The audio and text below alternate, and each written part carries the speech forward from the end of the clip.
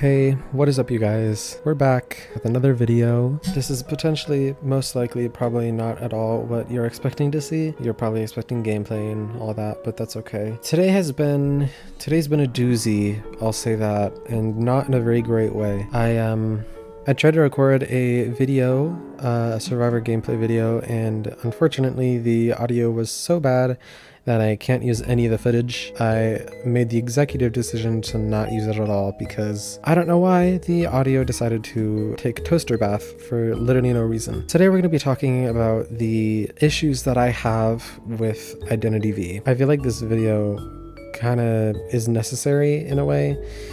If I'm gonna be a famous IdentityV content creator one day, I should probably share my opinions on the game and the things that I don't like about it, so that's what we're doing today. First off, I want to talk about the general community of IDV because, gonna be honest, it's not very good. There's definitely some great, very, very sweet people in the community, but there's quite a few bad apples as well, and also just generally like lemons. There's a few lemons in there as well. Whenever I say that there's an issue with the community, you're probably already guessing that I'm going to refer to the general toxicity that the community both harbors and faces, if that makes any sense. There's a lot of people in the community that are toxic to other people in the community, which is unfortunate to see, especially whenever you're in a community with a game or franchise or anything else that you like really enjoy. It's unfortunate to see people be rude to each other and toxic. But also on top of that, there's a lot of toxicity that the community faces as well. And I feel like I really only see this from rival communities. For example, from what I've seen, there's a lot of people who play Dead by Daylight who aren't a fan of IDV, which I think whenever you gain a little bit of knowledge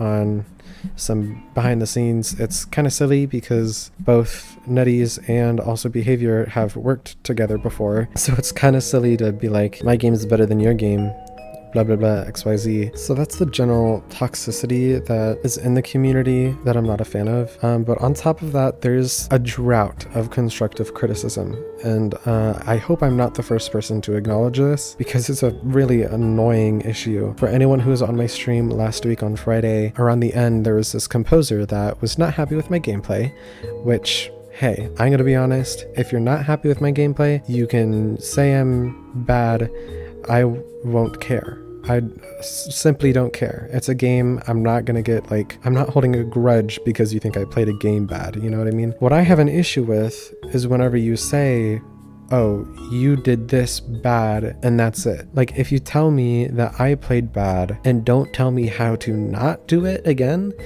then we have issues because you're not being productive. And generally from my brain, whenever someone says you do something bad in a game but can't either tell you exactly what you did bad or tell you how to not do that thing bad, they're generally just probably upset at you and you didn't actually do something bad. In instances where people tell me that I'm bad at a game, I could be completely bad at a game and I could have made a mistake, but like, I can't know what mistake that was unless you tell me what the mistake was. There's a lack of that, I feel like, in the IDV community, which is not helpful. If you're gonna give criticism, make it constructive. If you're gonna tell your teammate in post-match chat that they did bad, can you at least tell them exactly what they did bad so they can not do that bad thing again? The second issue that I have with IDV is something that I feel like a lot of people, at least hopefully, have in common, and that's the distaste towards bots. I have 3 things to talk about specifically with bots. Number 1 is the general abundance of them. There's so many bots. I feel like on some days I get more games without other players than games with players. It makes the game not fun, literally at all. If I'm playing a game, I want the game that I'm playing to be what I'm expecting. And whenever I'm playing a 4v1 asymmetrical horror game, respectfully, I'm expecting to play against other people with human brains. Playing with other people and they instead have robot brains, the game becomes a whole lot less organic and authentic and fun, which I think it very much negatively impacts the entirety of the game as a whole. I don't think I even have to explain that that's a bad thing. It's just not good. Aside from the abundance of bots in the game, the way they work is also, in my opinion, a really big issue, because like you can be playing Hunter and have bot games and absolutely stomp because you're against Survivor AI. But if you're a Survivor and you go up against a Hunter bot, then you have to deal with for no reason in particular, more advanced AI for the Hunter and stupid dumb peanut baby brains for the Survivor AI, which obviously makes the game not fun. If you don't know how bot games even work, there's a few ways to get bot games. Number one is if you lose a specific amount of games in a row, you can get put up against bots. This alone is a bad idea because say you're playing solo Survivor and you end up getting count and tunneled by a naiad at 5 ciphers, and the game's like, oh, you're bad, we should put you against bots. But then at that point, you also go against a Hunter AI that is literally programmed to camp and tunnel, which makes the game not fun.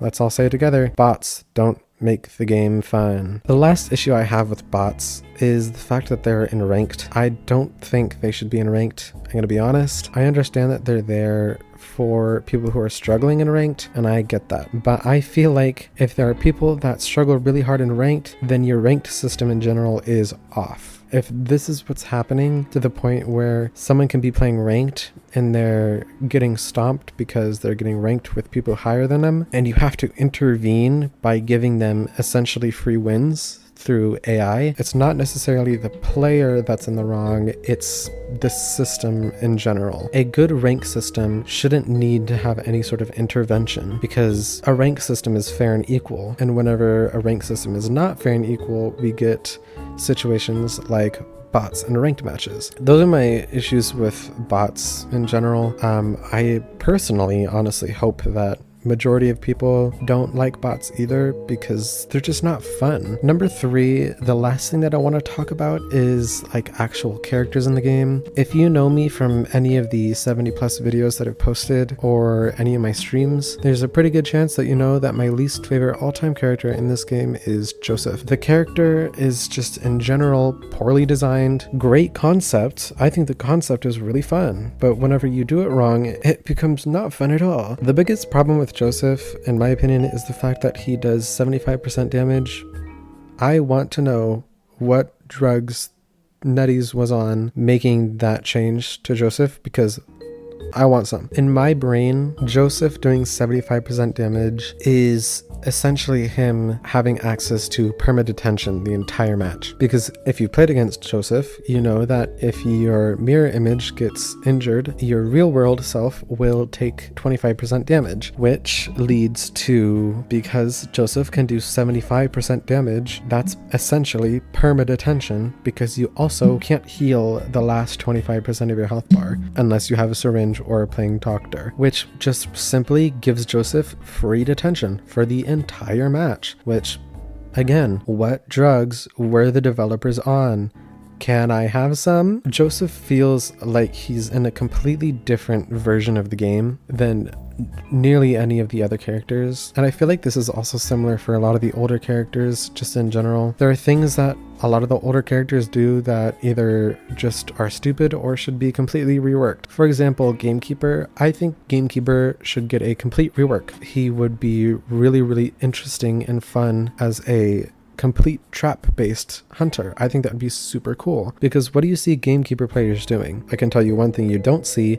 You don't see them ever use traps because they aren't useful at all. If you look at Trapper from DBD, his traps can be useful because that's his playstyle. His playstyle revolves around his traps. Without his traps, he's a base killer with literally nothing special about his kit. But with Gamekeeper, his main part of his kit, unfortunately, isn't his traps, it's his hook. His traps feel like cosmetics sometimes because they take too long to set down, and by the time that you've set one down, the survivor has already changed loops or has another pallet to loop instead of the pallet that you already trapped. So on top of Gamekeeper and Joseph having general issues, there's also the discussion on what's meta versus what's not meta. This topic in general, I feel like, is very common more in the competitive to ranked